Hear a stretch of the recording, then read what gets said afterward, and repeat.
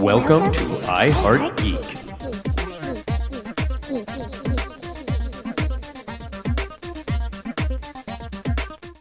And welcome to a very special edition of I Heart Geek. This one you might want to talk to your kids afterwards. Sit as parents with your kids and talk about it after the show's over. I'm just kidding.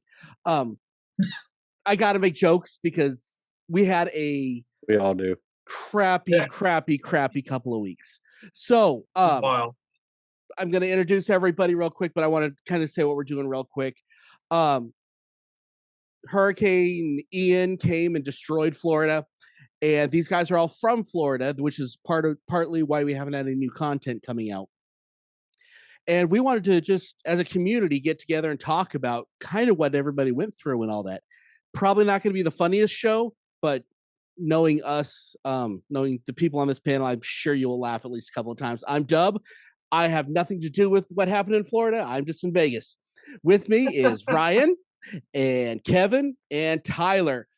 How y'all doing? How is the recovery going? I know that's a lot. Let me start with a real simple question.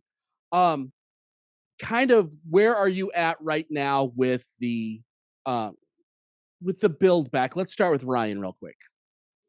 Baby steps. Everybody's still trying to pick themselves up by the bootstraps and just keep it moving. As much as everything around here doesn't want you to move that quickly, it's not getting back to normal as quickly as you'd expect. It's a wild experience compared to even Irma a couple years ago. It's been totally different. And we will get into really what you guys went through in a few minutes, but I just kind of want to make sure everything's okay. Tyler, what about you? Where are you guys at? You and your family at right now? I mean, lights are on. I'm thankful for that. As of yesterday. As of yesterday. And 9 days, man. I finally got to sleep in my bed with AC on. My son was thrilled to have internet back. So 9 days, no electric. It was something. You know, I had to sleep on the couch because all the windows and doors are open and stuff just to keep the house cool because it is Florida. So Dad's got to play security, so got to sleep on the couch. Kevin, what about you? I know you went through some serious stuff when you were calling me. So where are you at now? And then we'll get to all that in a minute. I got to tell that story in a minute. But yeah, go ahead and tell us where you guys are at. Man, I'm tired. I've been working since all of us have been working since the day after the storm, full and long nights. I'm an electrician by trade, so it's just been as soon as the next day storm was over, it's like, all right, well, it's time to get to work. But I'm good, high in spirits. It's the rebuilding process. It's a part of it. So now, before we get any deeper in this, you'll notice there is some things that are flashing on the bottom of your screen, or I don't know where I'm going to put it yet, but it's somewhere on your screen with a link to it. And we're very careful. We wanted to give everybody the opportunity to give if you want to give. That's actually going to help the community, not what's going to help a charity, if that makes sense. So, and this is the one that Ryan brought to us. Tell us about this charity real quick, bud. All right. So the Jewish Federation is somewhere where my company is donating food. They are a food pantry year round. They're not just serving Jewish communities down here. They're serving all the communities down here at this point. And that covers both Lee and the more forgotten about things that are going on in Charlotte County as well. So covers a lot of people who need a lot of help right now, a lot more than the three of us need. Yeah, it's a good place to put your money. Yes, you can give it to some of the bigger places if you want, but let's be honest, a lot of that money doesn't go into helping the community and the people we love. I mean, I Heart Geek, we have a very strong presence in Florida, and we want our Florida people taken care of and not it going, well, it's going to go to the next thing. And I had nothing but respect for that, but I want our money, if you guys want to give, to go to the community around that's hurting right now. So what's funny is we kind of the rest of I Heart Geek got to watch this come in through you guys. It was I don't even know how you guys were handled, but we were all panicking, freaking out. And the most animated of that was Kevin. Kevin, leading up to the storm, and we know you have a small child and all that, and we don't give too many details on that. But tell us about kind of ramping up into the storm. What happened? Where were you at? Well, I've been in Florida for 37 years. I'm born and raised, so it's storms are storms. We have a lot of hurricanes. Normal. Yeah, well, I mean, we're Floridians. We kind of take pride in it. It's like, it's only a Category 2. It's no big deal. And I've been through every single storm. All the big ones, and and there's a funny saying in Florida is that if it's a 1 or a 2, you can still go to work. If it's a 3, all right, you're kind of like cautious, and then the 4 or the 5, those are the ones that you got to worry about. Well, the things with the 4 and the 5s, those happen usually over days. And the difference between this, Ian and other storms is that it happens within 24 hours. And we went from, a lot of, I had stuff, I'm usually stocked for the season just because of the whole thing, but, it's no big deal, to within 24 hours, like, this is going to be a problem. Like, and this is going to be a big problem because it's coming right for us. Mm-hmm. And then everything that entails, just the quick mind shift of all that. It's a lot. Yeah. And then, we were all good on iHeartGeek. We were all joking around. We were concerned, but the second you guys stopped joking, there's like a deathly silence. Like, okay, do you guys need to fly out here? Do we need to meet you halfway? We need to pick you up. What's going on here? Yeah, the second the jokes stopped, that's when it got scary, I think, for all of us that weren't involved. Tyler, tell us about what leading into the storm. What was your experience? Well, first of all, you guys' support, thank you very much, because you guys were very supportive of us once you saw that the smiles started turning upside down. Because like Kevin said, I'm born and raised too, right here in Cape Coral, ground zero, much like Fort Myers, where they are. It's what you do. Cat 1, Cat 2's coming your way. It's just like hurricane party time. Cat 3 kind of gets your attention. Cat 4 says, okay, now you start going through your list and preparing, and the anxiety gets cranked up a notch. Because we've seen the devastation. We Hurricane Andrew and Charlie, and you hear the stories our parents told of Donna and other storms. It's just, what it can do once it reaches a certain threshold and passes it. And it was nearing that when it was like 3 days out, and we're like, okay, this isn't good.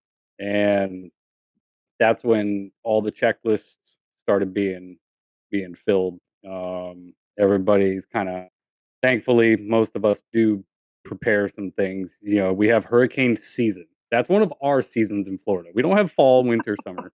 No, we have hurricane season, love bug season, tourist season. Tourist season. So, yeah, that's what we have. So hurricane season at the beginning, you get a lot of preps in store. But with what we were seeing coming our way, it was clear we had to go to the store, and we had to double what we would normally get around, because this is not going to be fun. And then it was just a matter of, I have 2 young boys, and as parents, your mind just starts cranking, just all the scenarios. You can't help it. It just happens. And that's when it's it's something that it's going to make you stronger, because you're going to learn some things about yourself. And we all knew it was coming, and up into the day, it was just, okay, we're good to go.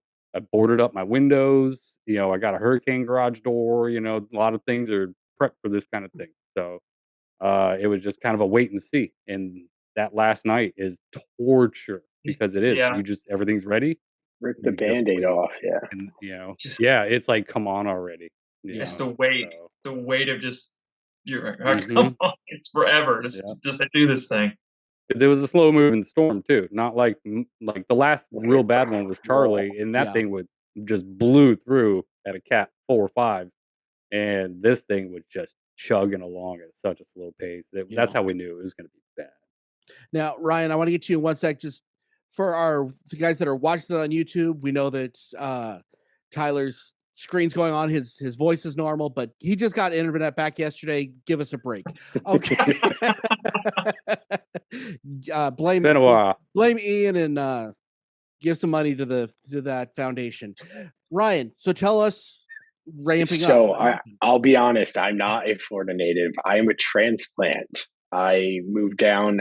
I've been here pretty much since 2010, like almost the entire time.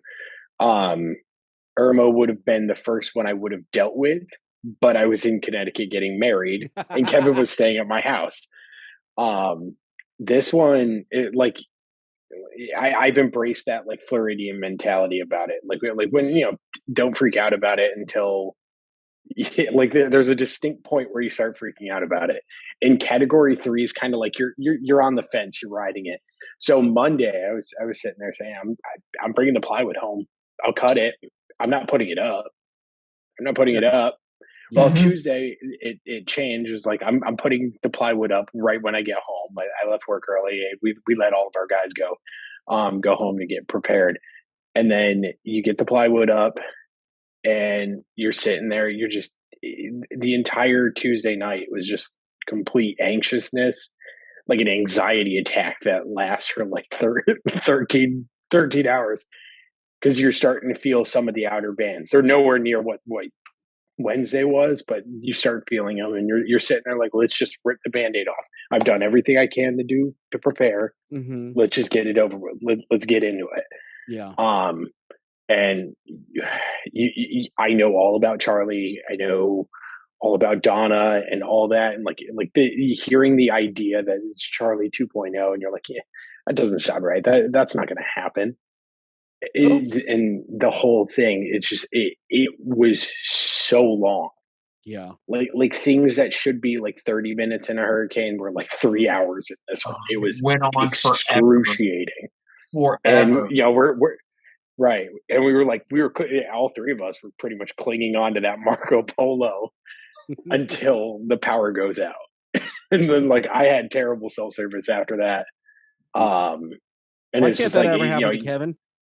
Dude, I couldn't even get a phone. Ever. I couldn't Ever. get a phone call out. Right. I could get a phone call out on my phone. I was able to get a couple phone calls out with my parents, and my dad's like a big weather nut. So I was like, hey, send me the radar. Send me like we have an airport near us called Page Field. I was like, I want the wind totals from there.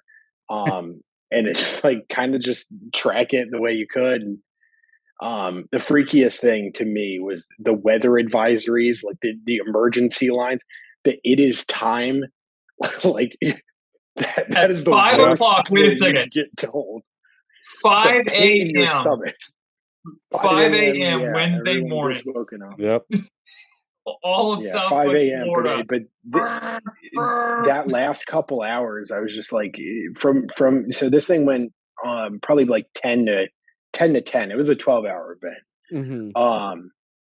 And I remember like 3 o'clock, I just like I was mentally drained. The adrenaline had kind of worn me out. And then from there until 7:30, when that advisory, the advisory that they were specifically telling us was like the high wind advisory at that time. When that ended, was like the biggest relief, because you're like, okay, it might be over here. Yeah.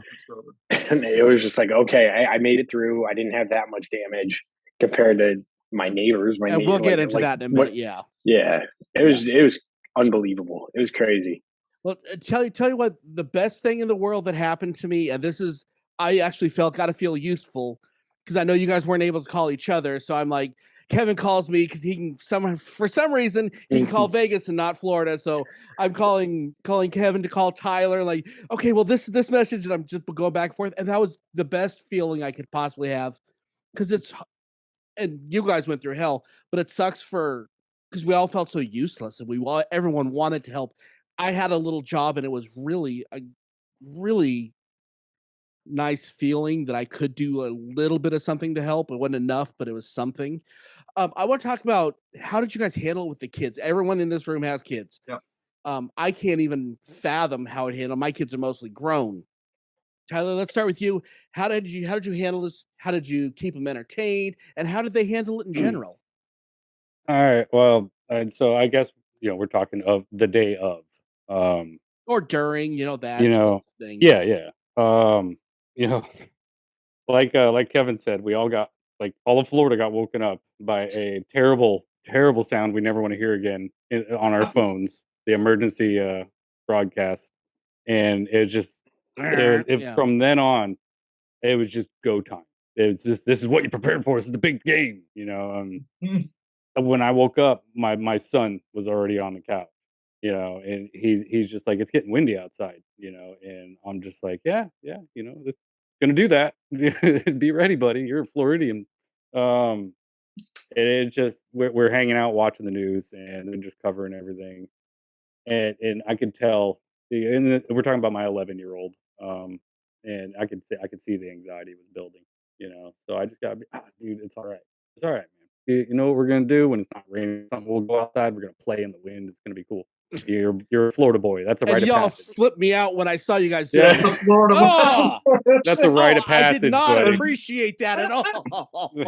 Yeah, that's a rite of passage. So he was like, "Oh, okay, cool." So I kind of made it sound like we're gonna be able to play today. And then of course my youngest 5-year-old wakes up and he just could not care, just not a care in the world all day long. And I'm melting down over here, trying to hold it together. He's just jumping on the bed and stuff.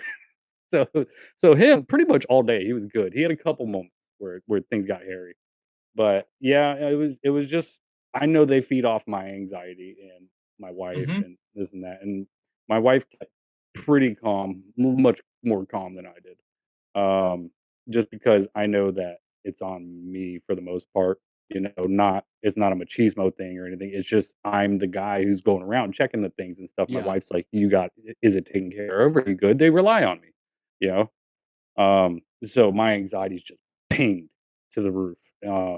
And as the wind starts howling and stuff, it was getting hairy. But it was like it's gonna be all right, but it's gonna be all right. It's just a lot of that, and it's cool. Mommy and daddy got jobs to do, and our job is to keep you safe. Yeah. And and so my son would just be laying on the couch under his blanket. My other one's jumping all over the couch trying to play and flossing in the middle of the living room and stuff. And we're like, okay, yeah. And oh, that's amazing. just those little tiny little specks of you got to stop and you crack a smile. It helps. So he actually, the youngest, helped me a lot more than I think I helped him. Yeah. And but what we dealt with when the storm was at its peak, I mean, we're talking, we got clocked 140 mile an hour plus winds here, and it was ridiculous. It was normally it's gone in an hour, and we sat in this house listening to the windows and walls shake for 4 hours. And I'm watching my back sliding glass door slowly breathe, flex, it's just like, when's that going to go? And when that goes, what happens then? And just everything runs through your mind. Yeah. And it was just a matter of every time I got that feeling like my house is about to come apart, and I'm in all the worst situations are playing out in your head. You just got to kind of look over and you see your kids there, and it's like, you know what? No, that's not going to happen. It's good. You start reassuring yourself, and then I see my 5-year-old over there flossing, and it's like, okay, this isn't the end of the world. We're going to make it through this. We hunkered down in our bedroom at one point because it did. I leaned against the wall and my house was shaking. And I was like, okay, no, this isn't good. And then we saw drywall get ripped out of my lanai on the back porch there, my back lanai. So I'm like, everybody get in the room. We hunkered down. Thank God I charged their tablets. Oh, and I had a cooler, I had a cooler full of Capri Suns, Chewy bars, and I charged their tablets. So they got in the bedroom, they're on the bed, just playing on the tablet stuff, keeping occupied, and that I think got them through the best. It was distraction. There was obviously nothing distracting mom and dad from the just terror outside, because there's no describing it. I know people who maybe have been through a tornado or something can describe that, but the sound for 4 hours of that why wind does outside everyone my house, not live in Vegas? We don't get any of that crap. It went on forever. because it's hot. It's so hot. It's I'll- so dry after and this so hot. conversation, I'll take the dry heat all day long. Ryan, what about you? How did your kids handle it? 'Cause I know you got the youngest in the room. So I have the youngest kids in the room. So my wife's 7 months pregnant, so I'm stressing about that. And then I have a 4-year-old and a 2-year-old. And just like Tyler's saying, the the two of them were like barely. I mean, the 2-year-old had no idea what was going on, but my 4-year-old, she knew what was going on. She was super interested. She was watching out the back window. For the majority of the time, where my house is, we have a pond, and that wind comes in on the pond, and it's blowing at like 2-3 houses down from me because I'm kind of tucked away from it.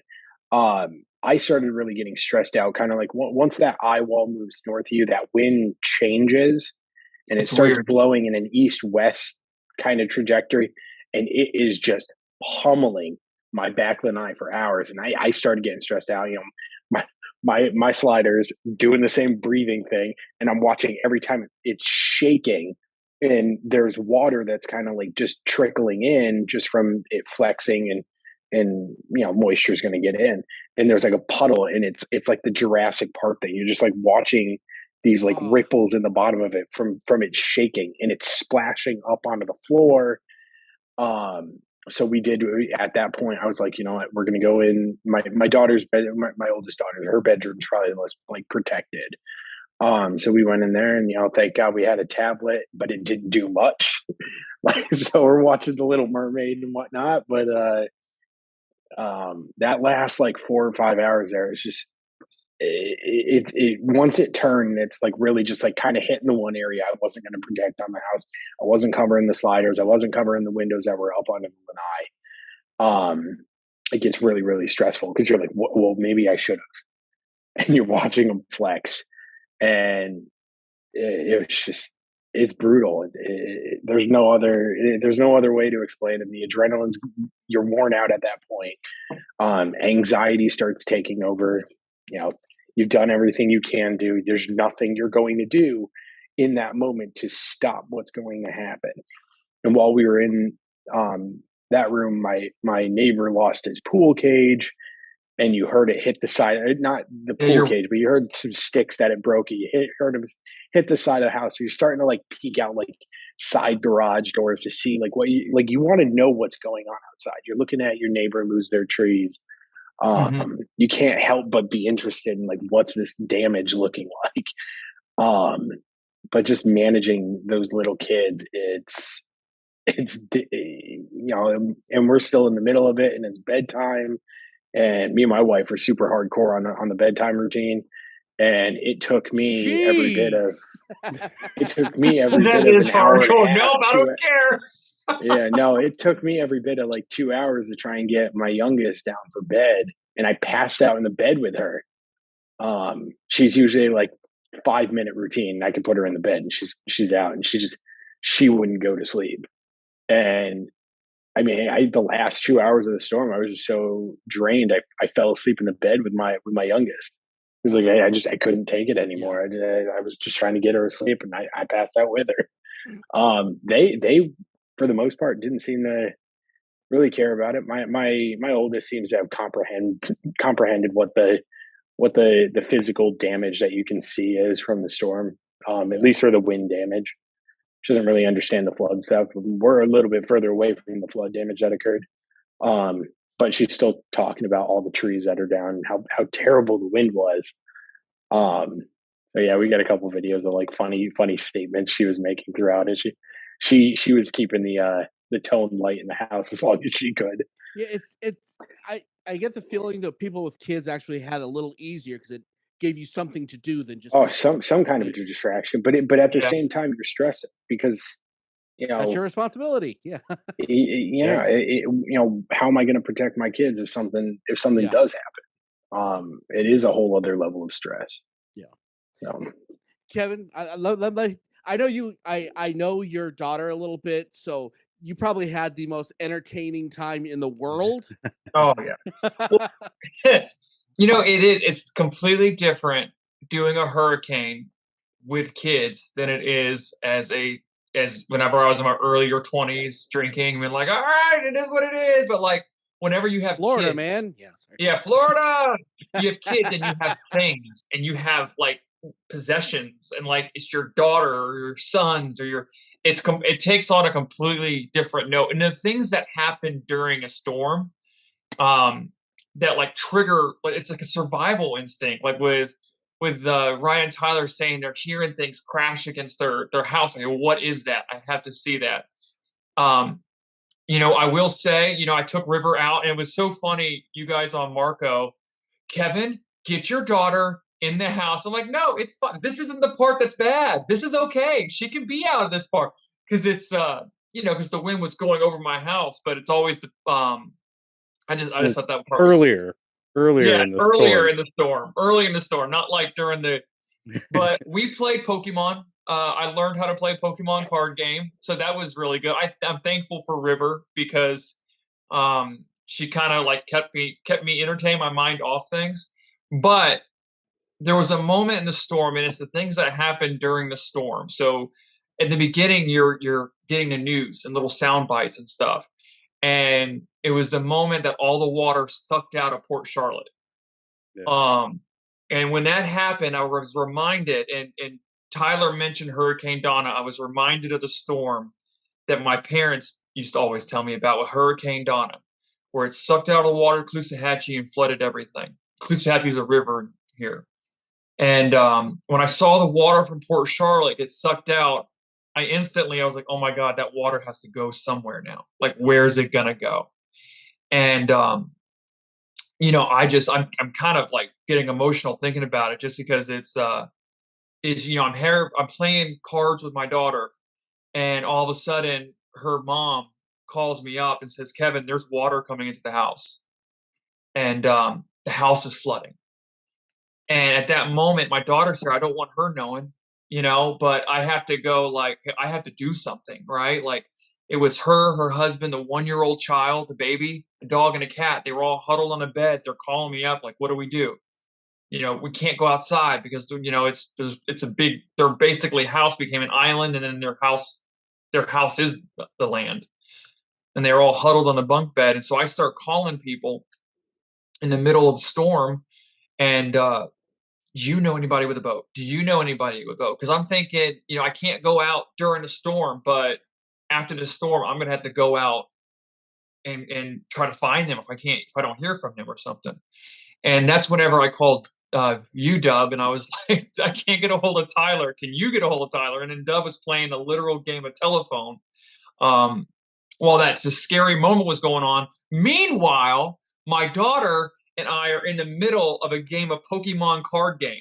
And I'm trying to like doing this whole thing as I'm like, wait a second, River, I have to go over here and talk. And hey, do you no? Okay. And then I come back and play the card game again. It's the definitely dichotomy of being a parent in a stressful situation, because she wasn't stressed because I wasn't acting stressed. But there's nothing like it. And the storm just went on forever. It went on forever. That's the one thing that I just can't still comprehend, is that usually these storms, they'll have like a 2-hour window where it's like bad, but like this went on for hours and hours. And of just going out, and you're looking out the little peephole that you leave yourself so you can see what's going on outside, and you're just seeing devastation all around you. And but yeah, I mean, it's definitely a different experience with kids. Yeah. I will say this storm, as a parent, like the biggest thing with this storm was not just the fact that it was a strong wind blower, it was that it was going to bring tons of storm surge and water. Yeah. On shore. It sucks water out, it piles it up, and it brings it on shore. You're talking about a place that normally on average 3 feet above sea level. We don't have basements for a reason. Yeah. If you dig far enough by hand, you can hit water. And just the night the kids were already in bed, and it was just like, okay, we're gonna try and get some sleep, before this day. And my wife asked me if we still had a life jacket that fit my son. I about freaked out. Like that was a lot, because the potential's there. If the right conditions are there, the water can come on shore pretty dang far. And that's not fun. And then the next morning I packed all my important stuff into a dry bag. I'll never forget that feeling, because now I got rain gear and important papers in a bag that can get wet, because that might be a thing. Thankfully, we were all spared from that. Thank God. but we know many people that So work many on it. people do. I have like 10 minutes of video like documenting like the items in whatever room of the house. Like just so like if I had to provide that to insurance, like, hey, this is what I had in the house. And then Kevin was calling me. He's like whispering. He's like, do you have a boat? Do you have a kayak? Jeanette, her house is flooded. It's like all this other, like he's whispering it to me. I can't say it really loud. I can't freak out River. Yeah, keep in mind we're self rescue at this point. Winds get over 45 miles an hour, emergency services are cut off. Yeah, tell about that. So winds go below 40 miles an hour, the emergency services are cut off. You're on your own if you don't. And they let you know. While people, they tell you. Yeah, yep. And that's You're the on other your reason own. why, like, and yes, I know what a lot of people who never lived here, never been through anything like this. Why would you stay? It's what we do.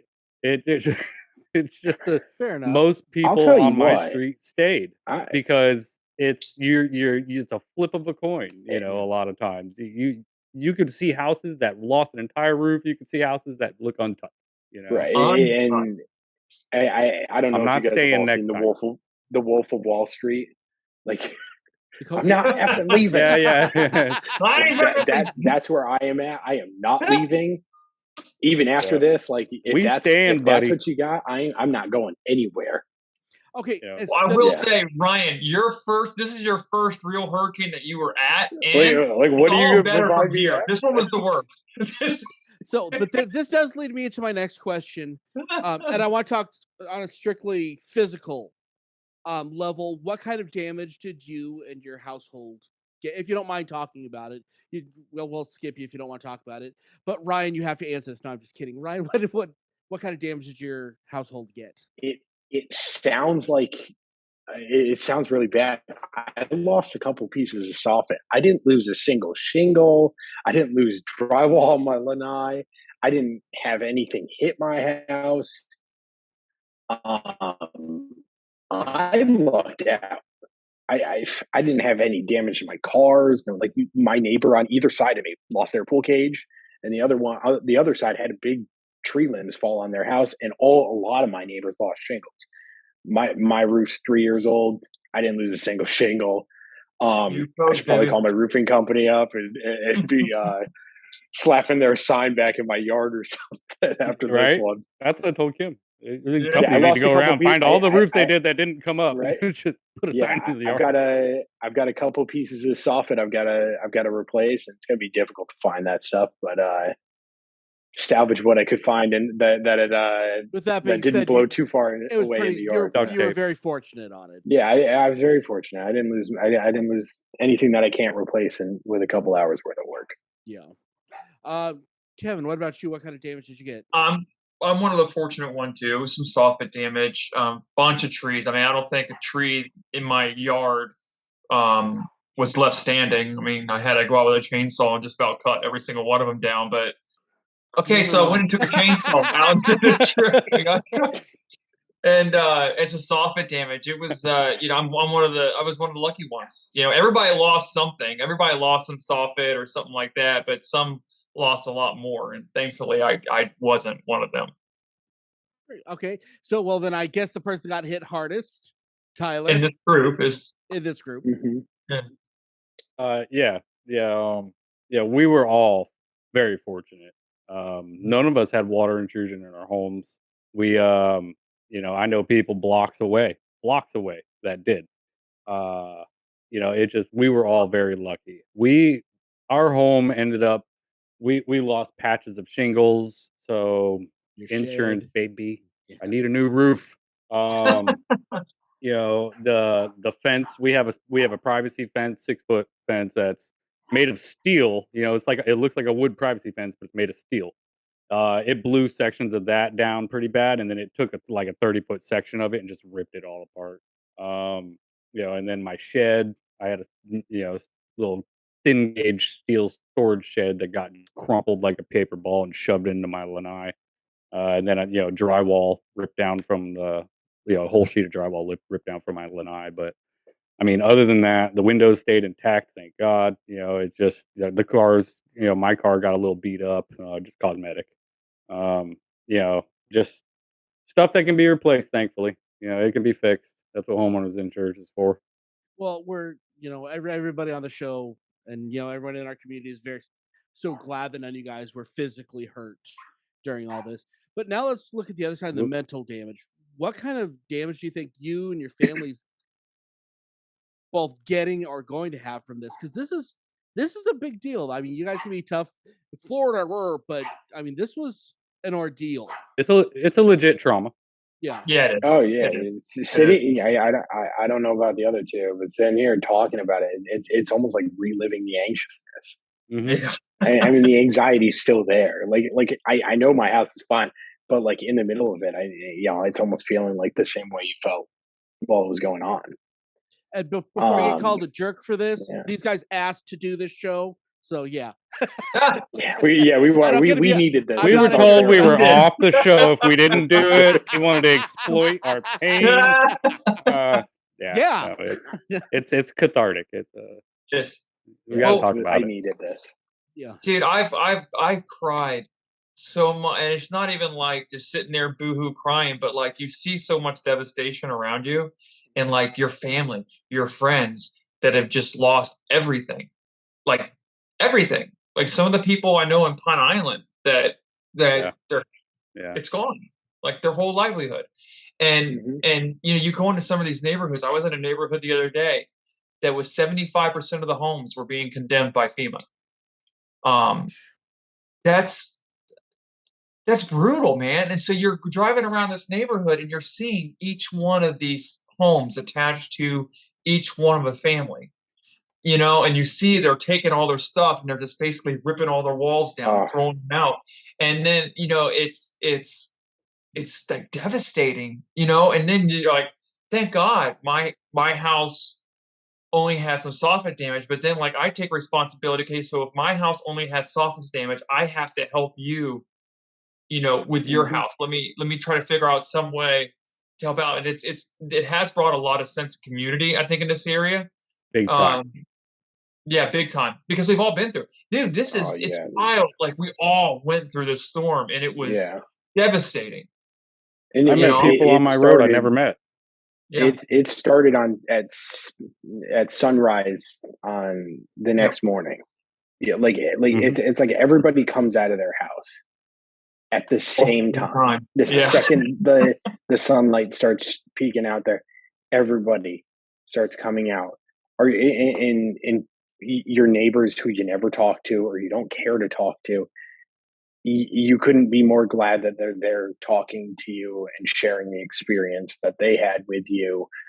And then everybody just starts doing what they got to do. Like starts cleaning up their yard, start cleaning up your neighbor's yard. I know for me, I helped tear down the rest of the pool cage, and then I was climbing up on the roof and like cutting tree limbs to get a tree that was like stuck under one of the roof vents, like to get it unstuck. But then you go down towards the beach, and I've gotten an intersection, John Morris and Summerlin. That's pretty close down there. It's down by Bunchy Beach. I mean, you're like maybe 2 miles from the Sanibel Causeway that completely washed away, and you're watching people put their entire possessions of their home, their entire lives on the curb, and it's house after house after house after house, and you're just watching these people like we were trying to get over to my grandmother who lives close to the water, make sure she didn't flood, and she didn't flood, but you're watching like her neighbors across the street and they're just in tears. It's not something you can prepare for. You cannot prepare mentally for that. You're driving. I went out for a drive at 5 o'clock in the morning and saw a wrecked car. And I stopped to check to see if somebody bailed on the car. Like they must have been drunk driving or whatever, like in the middle of the night. But somebody else like pulled up to check, and it's like I don't even know this person. I'm checking to make sure that this other person was okay and that they turned out okay. Yeah, like the sense of community, and that's continued. It's starting to wane because everybody's frustrated with driving around down here. But we've all gone through something, a traumatic event together. And that's like something that they can't show you on the news what it's like, you know, leaving your neighborhood and seeing like lines of cars at the church trying to get food. Like, there's nothing that prepares you for that. Yeah. So I know on a personal level, it was like being in shock. We talked about this on the polo. There really was a sense of shock, and for that first day, you're just checking on your neighbors. Everybody's, hey, you got gas? You good? You set up? Do you need anything? We're trying to go back and forth and help. And then the next day, or the next day, I think it was like day 3, is when just everything just comes crashing down, and I got real emotional. Like, because you're still in that bewildered phase where you don't know what you're gonna do. Like, how am I gonna fix this very expensive fence and roof? And I can't afford this. And obviously we have homeowners insurance, but still, you got 1,000 questions. And now the power's out. You don't have clean water. It's just you don't know how long it's gonna last. It looks like a war zone outside. And it's just like day 3, man. I had that moment where I just sat on the front porch for like an hour and didn't say a word, and just, I had no cell phone service, so I'm just staring out into the neighborhood and just looking. And I looked inside because the doors are wide open and stuff. I see my son just flossing again in the middle of the living room because he's 5. And that moment just it'll replay in my head forever. Just the way I felt Wow. in that Yeah. moment. It That's was cool. very emotional. Mhm. Just accepting everything that's happened, and now it was kind of like a transition into, okay, it's time to rebuild. It's time to move on. My kids, everything's fine. It's good. Look at their playing. Everything's fine. Everything's gonna be good. And then you start going around to the neighborhood again, and everybody's kind of had that moment already. So now it's just like, man, where do we get gas? I have some. Here, let me give you a can. Get you through when you go find gas. And just hook me back up or whatever. And the community really has come together, and we're just talking about areas who can run generators and be in their home. Yeah. We have Barrier Island, where there's just 9,000 people live out on Pine Island. Sanibel has tons of people. Fort Myers Beach is just well known, even across the country. For a vacation spot. They're building a Margaritaville there now. It's even growing even more, and it's gone, just gone. We've all grown up there. We all have memories there, and these buildings are not even standing. They're not on their foundations. You don't even know where they're at. They floated away. They got washed away. It's wild, man. There's a It's just going to be a while for everybody to accept it and heal. And you know, as long as we all stay together and keep helping each other, I think that pushes people along, because people are going to want to give up and they're going to get tired. But we just got to be like, man, let's keep going, because it's going to be that again. All this stuff's been knocked down before. This is Florida. We've dealt with it before. We're going to bounce back. We're going to bounce back hard, man. It's going to be awesome. All them gators everywhere. Yeah, there's that video of Fort Myers Beach where it's to the Monsters and Men song, and going through, and you see the pier and you see the beach and all the buildings, and then it basically goes down and it comes back up from the pier, but like the actual broken pier, and it goes all the way around. And you see just all the buildings, like you said, Tyler, like all the buildings that ever since I was a kid they were there.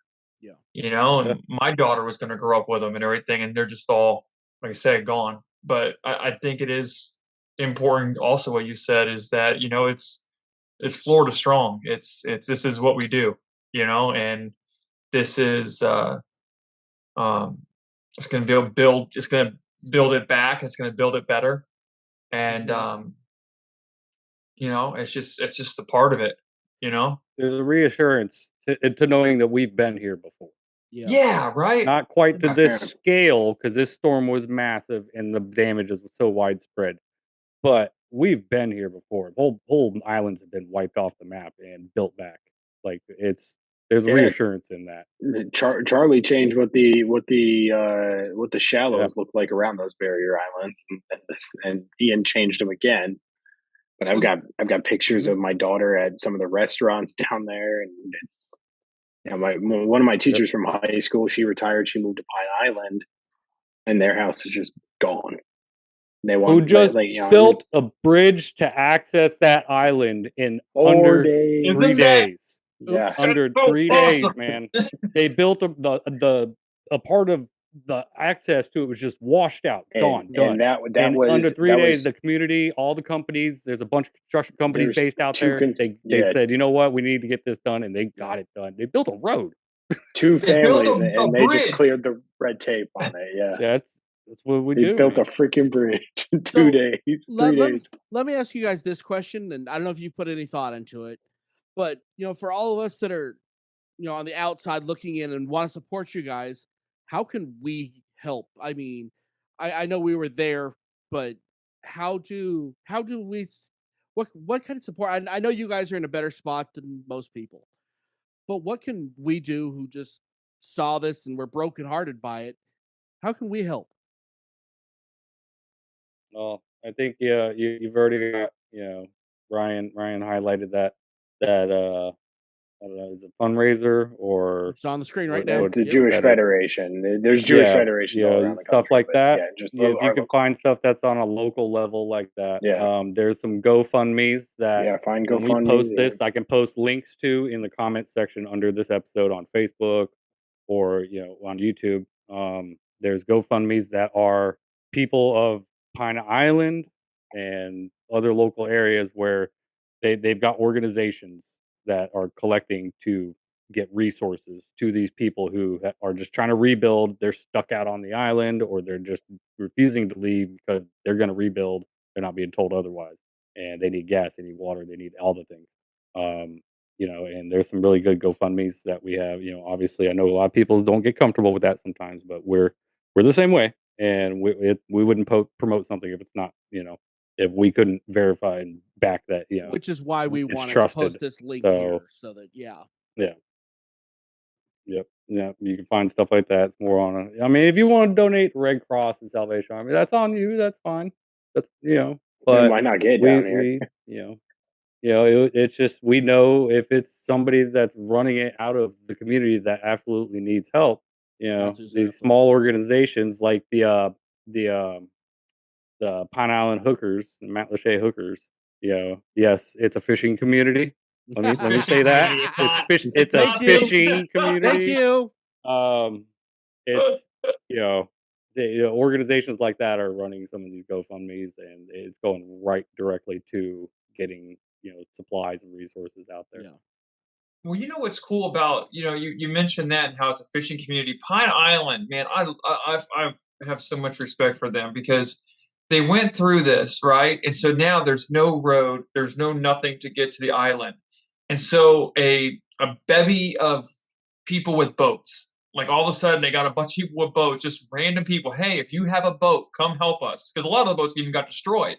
And then they started ferrying people and looking for people back and forth, just random people that had good in their hearts. And then hey, there's no road. Oh, so this business owner and this business owner, hey, we're just going to build a road. And it's like that's the heart of Florida. That's the heart of Pine Island.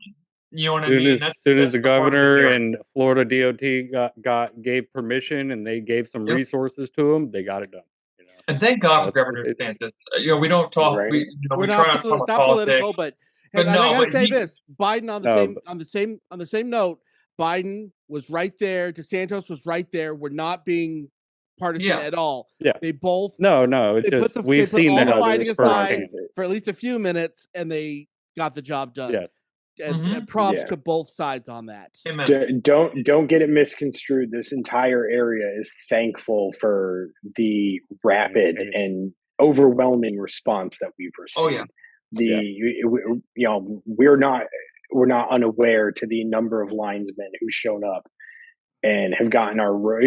They've been focusing on getting people's power. The power situation in this county has resolved itself much better than the category 3 that hit us 5 years ago. I lost power for double the time this time, but there's other people who were out of power for 3-4 weeks and already have power back within a week and a half. We're not unaware to that. We're the National Guard response here, the sheer volume of people who've shown up and are trying to help. The insurance, we literally have insurance villages in it's so parking weird, right? lots to try and get people in touch with their insurance companies, with their adjusters, everything that needs to happen. The amount of FEMA tarps that are showing up down here to get people's roofs covered up. We're not unaware if you're of from that. out of But state and you know a lineman that came down here, give him a hug and thank him for us, please. Yeah. Now, with that being said, everyone's internet's getting a little bit more spotty because it's a little bit later at night. Because I know Florida's We just got it right now. We just got the internet. It just got it back, and you know what? They've done a heck of a job because we're actually able to do a show. Thank you guys for sitting there with us. And if anybody has an extra copy of Nier Automata, Stay for a second. Listen, Nier Automata is my favorite game of all time. I've been waiting ever since they said they were going to release it on the Switch. I have been waiting for this game. I back ordered or whatever. I pre-ordered it. I sent it to you like 6 months ago. Because there's a hurricane, I can't pick it up. So if anybody has a copy, send it to Kevin. He will love you forever. He will be your best friend. He's beat the game 9 times already, and he has to have it again. On the Switch. Hurricane Ian trying to keep it geek down.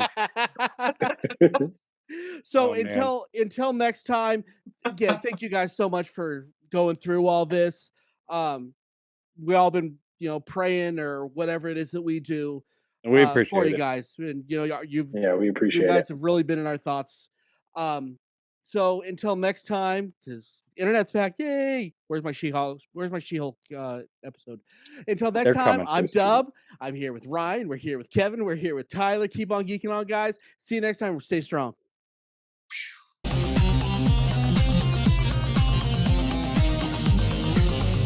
You have been listening to the latest episode of the iHeart Geek Show. Make sure you visit our website at www.iheartgeekshow.com. Make sure to follow us on Instagram, Twitter, and Facebook. And if you check us out on YouTube, make sure to like, comment, and subscribe. And keep on geeking on to all of you geek rock stars.